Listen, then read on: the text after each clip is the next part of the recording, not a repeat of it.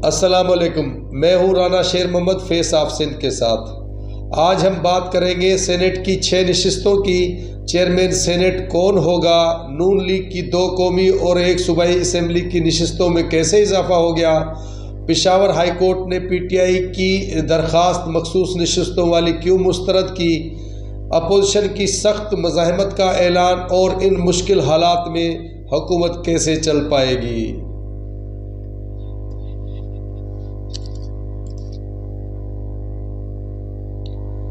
Saint کی 6 نشستوں کی الیکشن میں 4 پیپلز پارٹی نے جیت لی ہیں،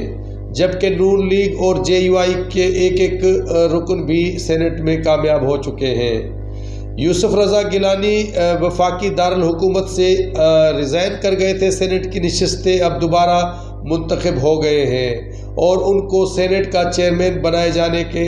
روشن امکانات ہیں، کیونکہ مخلوط حکومت بننے سے قبل پیپلز پارٹی اور نون لیگ میں یہ فارمولہ طے ہوا تھا کہ وزیر اعظم اور اسپیکر نون لیگ کا ہوگا، جبکہ صدر اور سینٹ کا چیئرمین پیپلز پارٹی سے ہوگا۔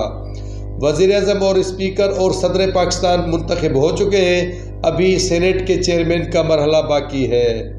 پی ٹی آئی، جو سنی اتحاد کونسل کے نام سے جانی جاتی ہے، کی جیتی ہوئی 2 قومی اسمبلی اور 1 صوبائی اسمبلی کی سیٹیں ری کاؤنٹنگ میں دوبارہ نون لیگ کے ارکان جیت گئے ہیں۔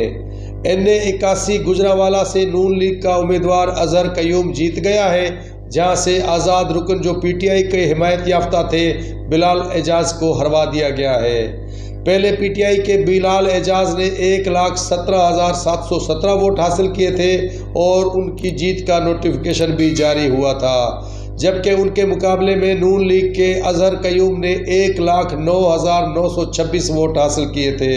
اور ان کی جیت کا فرق 7,791 کا تھا۔ اب ری کاؤنٹنگ میں 131 ووٹ مزید اظہر قیوم کے بڑھ گئے اور بلال اعجاز کے 10,857 ووٹ خراب نکلے۔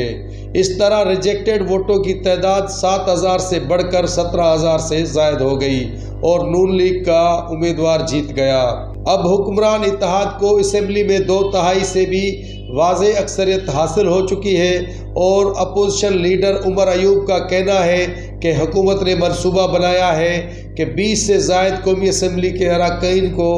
ہرایا جائے گا اور وہاں سے نون لیگ کو جتوایا جائے گا۔ یہ مراحل سارے دوبارہ گنتی میں کیے جائیں گے۔ ایک اور دھچکا پی ٹی آئی کو پشاور ہائی کورٹ نے 5 رکنی بینچ نے دیا ہے، جو مخصوص سیٹوں کی درخواست مسترد کر دی اور الیکشن کمیشن کے فیصلے کو بحال رکھا،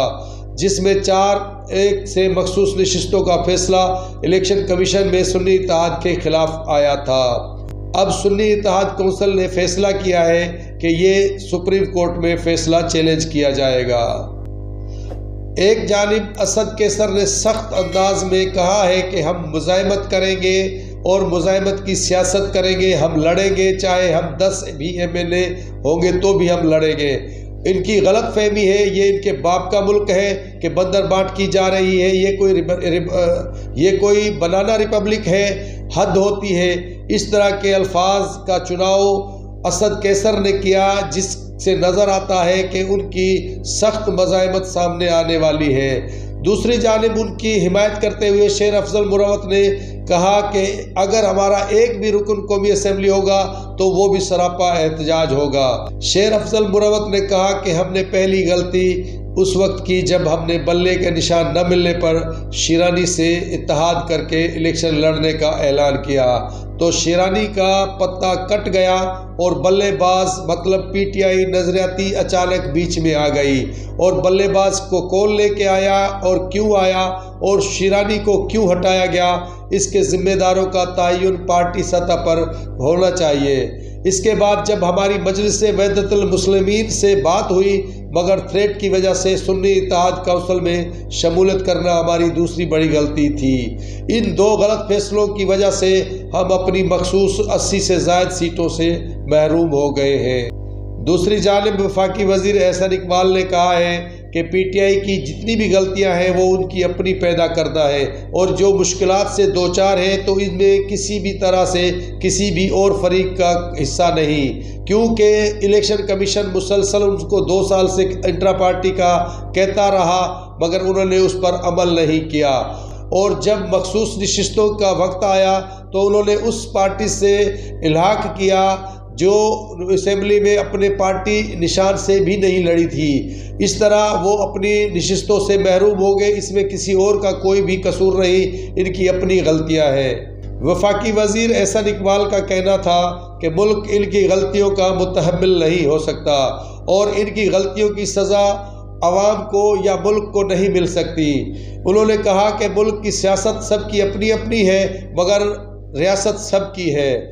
اور ملک کے اس وقت کے درپیش مسائل اور معیشت کے لیے سب کو مل کر کام کرنا چاہیے۔ ان کا مزید کہنا ہے کہ معیشت سانجھی ہے، کامیابیاں اور ناکامیاں بھی سانجھی ہے، کیونکہ یہ ملک سب کا سانجھا ہے۔ اس ماحول میں جب اپوزیشن سخت مزاحمت کے موڈ میں نظر آ رہی ہے اور ملک کی معیشت کو بھنور سے نکالنے کے لیے حکمران اتحاد کوشش کر رہا ہے، تو